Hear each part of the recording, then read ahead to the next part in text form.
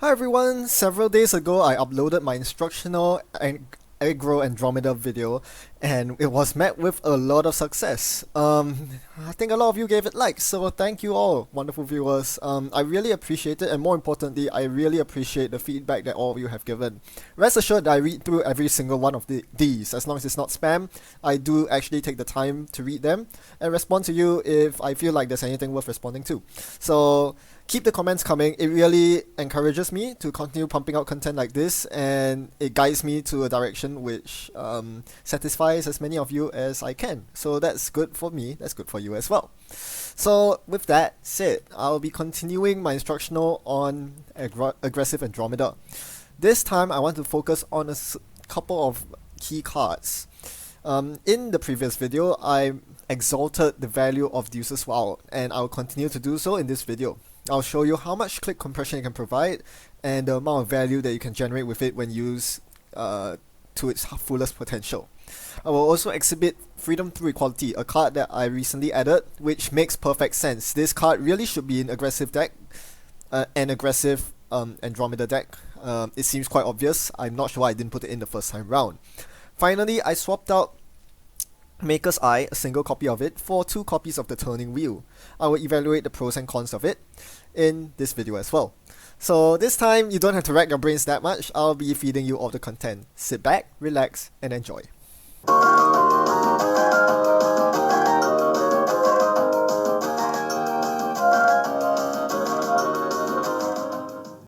So from the intro sequence, you might realize that we're gonna do 2 games in a video.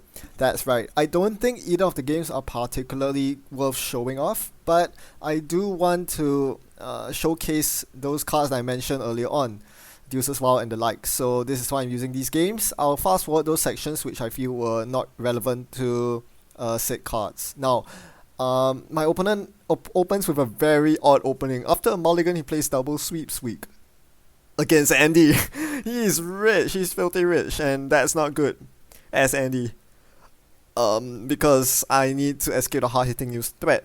So it was quite tough deciding what cards to play. I'd rather play it safe, but on the same token, Temujin's left completely open. If the co-op opens with double sweep sweep, you know for sure that they didn't see any ice in their opening hand. So if they played all their money and have no ice in their hand's either full of operations or more likely agendas. So I have to go for hand here, and indeed I see a breaking news there. I misplayed this early portion a bunch. I should have dropped the Desperado since I got Career Fair Temujin, and then run twice. I missed out on 1 Desperado credit this way. So I made 2 HQ runs, grab an agenda, sort of hard-hitting news. Could HH me right now, but it's not very good for him. And then we get into the regular tempo of the game, where I run a couple of servers, trash stuff, and play the gambles from my hand. This is why having a lot of money is advantageous. This is why my deck is saturated with money for matchups like this. Now, the moment he found some ice, that's when I start using my Deuce's Wild.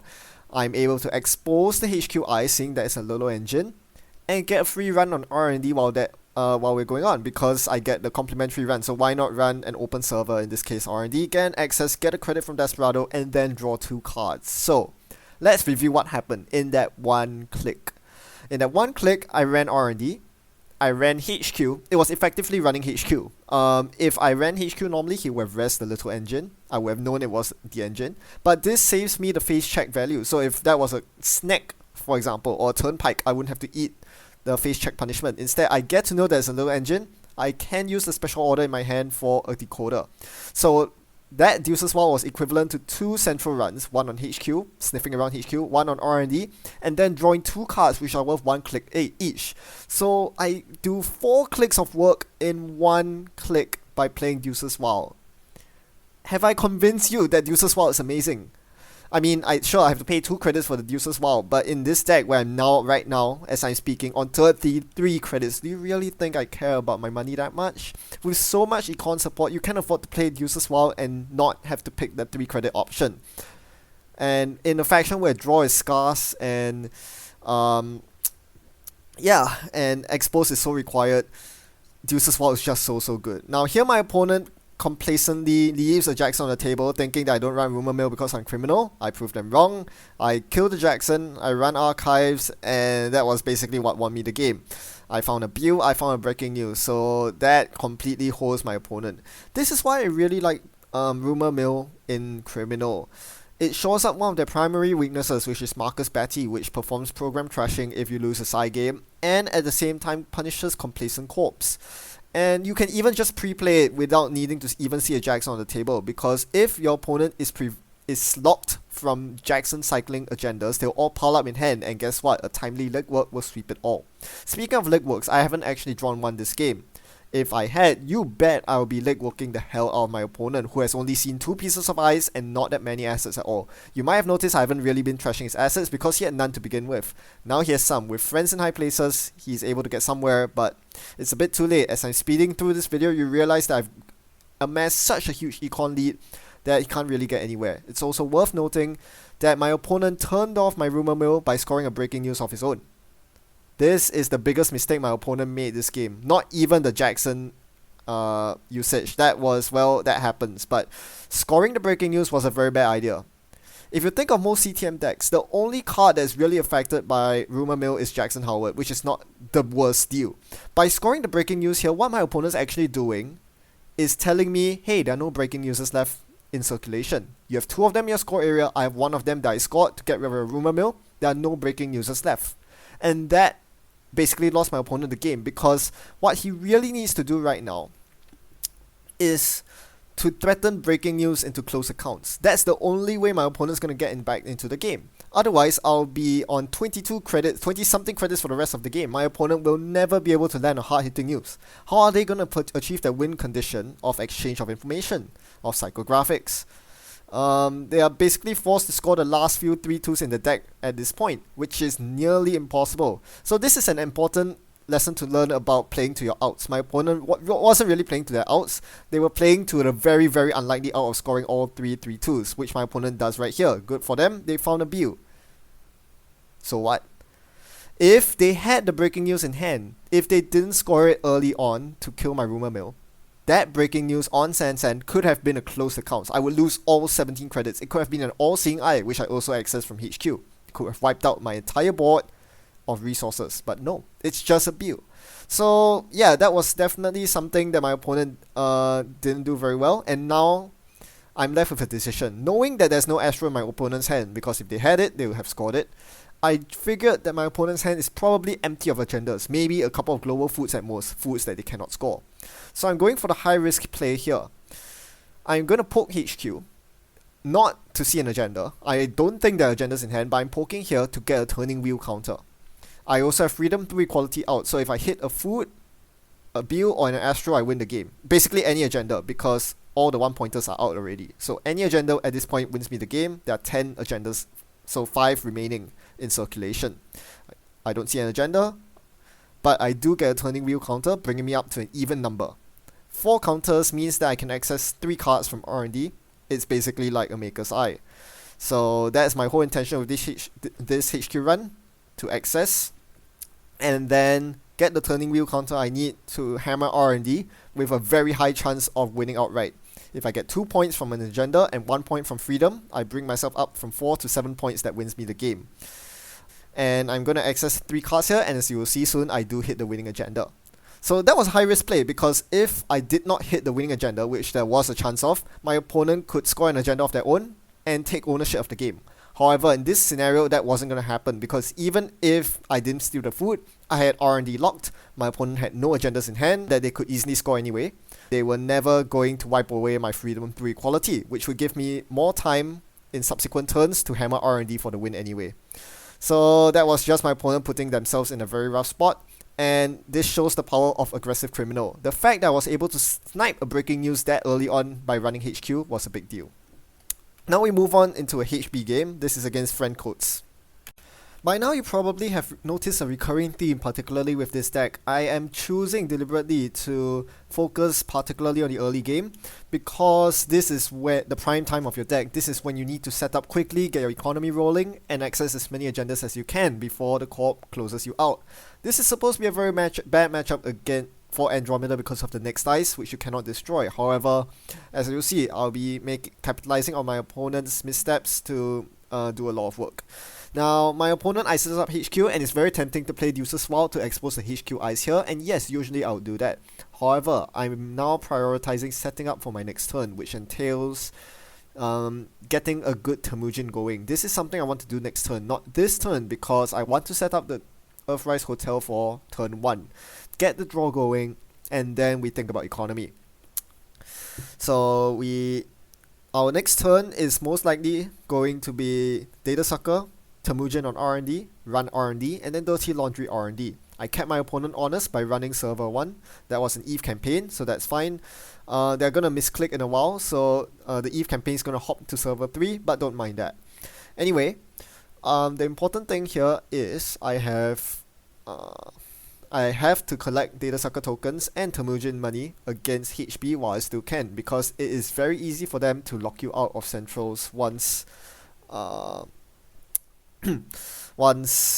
they find enough ice. Thankfully, my opponent doesn't seem to have started with too much ice.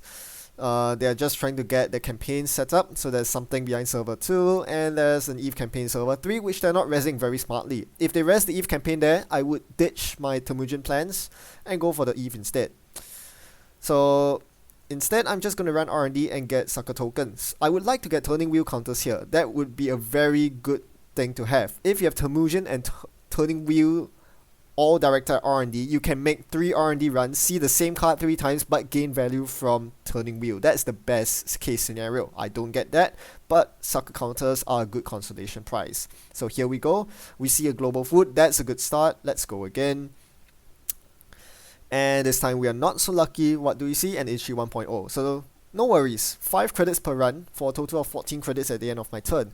Notice that I'm still saving the Deuce's Wild, instead choosing to use the Dirty Laundry on R&D instead. This is mostly because I need the burst credits, but another big reason is that I want the flexibility and click compression of Deuce's Wild for a turn like this, where my opponent plays 2 remotes out. I want to get as much work done in this turn as possible. I want to check both remotes, keep my opponent honest, because I don't think this is an acid spam deck. So I'm going to expose the R&D ice and set myself up for future R&D runs with Temujin contracts. Since I've Temujin pointed on R&D, I want to liberate as many credits from Temujin as possible. Very obvious, right? How am I going to do that? First step, expose the ice. I see itchy 1, so I want to get the Mongoose installed this turn.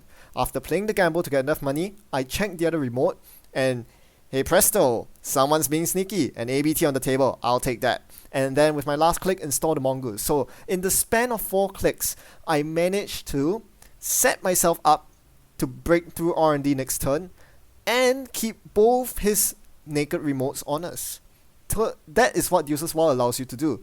Deuce's Wild drew me 2 cards, one of which was a sure gamble, which allowed me to get the money to threaten R&D, and allowed me to expose the R&D ice so that I could install Mongoose and also make a run on the one of the campaigns, Adonis campaign, which I trashed. So it did 3 things in one single card. That's how amazing it is. Again, I need Deuce's Wild for this turn because my opponent is placing something behind an ice and I highly suspect an agenda. Deuce's Wild comes to the rescue again. Click compression galore. I get to expose the ice in the news remote. It's a next silver. And then I have to bounce off and make a run. I need to make a run somewhere. I could make a run on the server, but I know the next silver will end the run. Why would I bonk into the silver for no reason? Instead, I'm going to run R&D. Because I set myself perfectly last turn to make the Temujin run, I can now safely do this. I can now leverage on Deus Ex's click compression to get some work done while I'm exposing server 6's ice. Usually, a typical criminal would simply hit butt server 6, make a regular run, and suffer the consequences, be it a Fairchild 3 or Turing or something to that effect. With this, I don't have to take face check punishment, I get the expose, and I get to do a bit of other work while I'm at it. I get to run R&D, pay 3 credits using Mongoose to get past Ichi, and gain 5. 4 from Temujin, 1 from Desperado, and an access while I'm at it. I don't know about you, but that maths adds up to me very well. The Deuce's Wild basically pays for itself. It costs 2 credits to pay, but now I'm neutralizing the credit cost because of the run and the Temujin money. And I get to resolve another ability, gain 3 or draw 2. Draw 2 seems very tempting here because draw is very important and I ran out of Earthrise counters, but because I know that I'm going to end with 5 cards in hand by the end of the turn, I decide to take credits instead, special order, install Saker, and then run server 6, knowing full well I can easily break that server for 1 credit and access the card behind, trashing it if I need to. This is click compression at its finest, and Deuce's Wild is unrivaled in providing just that. It turned out to be a Vitruvius, and now I'm on 6 points. So with 6 points to 0, this game was practically a lockup. All I needed to do was to find one more agenda to win, and you'll find that I'll win sooner or later eventually. You see the power of Deuce's Wild right there. I got to check my opponent's remote eyes, gain a couple of credits while doing so, and get a free R&D access for doing so, and then get my special order Saker run at the same time. You can't do this against an Enigma. If you hit by an Enigma, you lose a click, you don't have the clicks remaining to special order for a Gordian Blade and then run. This is the typical criminal problem with special order. But with Deuce's Wild, you circumvent that as well. There's so many good reasons to run Deuce's Wild right now, and that was a very clear example of how you could use Deuce's Wild to pivot around the servers that you can place pressure on the most. Again, this is something that requires quite a bit of skill. If I did not set up myself nicely to take advantage, if I didn't know what the R&D ice was, if I couldn't confidently run to R&D, I would be forced to say run archives for a single credit and a single sucker counter. That is suboptimal. To round off this video, let's compare my use of Turning Wheel in both the CTM and HB games. In the CTM game, I found Turning Wheel very early, installed it, and managed to chalk up enough counters to give me the winning push on R&D from 4 to 7 agenda points in tandem with freedom through equality. In this game, it was vastly different. I didn't see either a Turning Wheel, and as a result, even though I was playing very aggressively on R&D, I wasn't getting much reward for it. Just look at the Temujin on R&D, which has been there since, turn 2?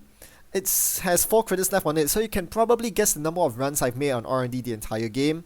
If those had chalked up Turning Wheel power counters for me, I would be in a much better position to actually close out the game. Instead, I had to wait until my opponent went for Desperation ABT, and I picked up my opponent's Tears of Regret from archives. But yes, the HP game does exemplify how useless Turning Wheel can be if you don't draw it early at all.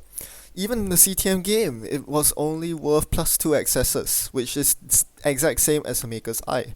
My thought process was that since Turning Wheel was half the influence of Maker's Eye, you could include 2 in your deck for extra consistency in seeing it early. But the HB game showed that I wasn't getting much of R&D. Whereas with the Maker's Eye, as long as I was going to draw it, I would be able to get +2 accesses, no ifs, ands, or buts. So I still find it very hard to evaluate the R&D multi-access. I think both options, Maker's Eye and Turning Wheel, are suboptimal, but I'm not sure what I can do to counteract that. But what's more important is the thought process, and I hope you see how I come to my conclusions after playtesting with certain cards. You will also note that freedom through equality was huge, as it allowed me to close out the CTM game quickly before my opponent could get set up with their agendas.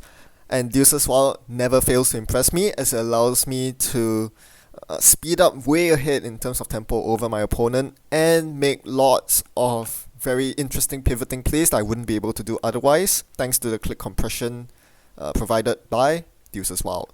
That's it for now. Thanks for watching and happy net running. Goodbye.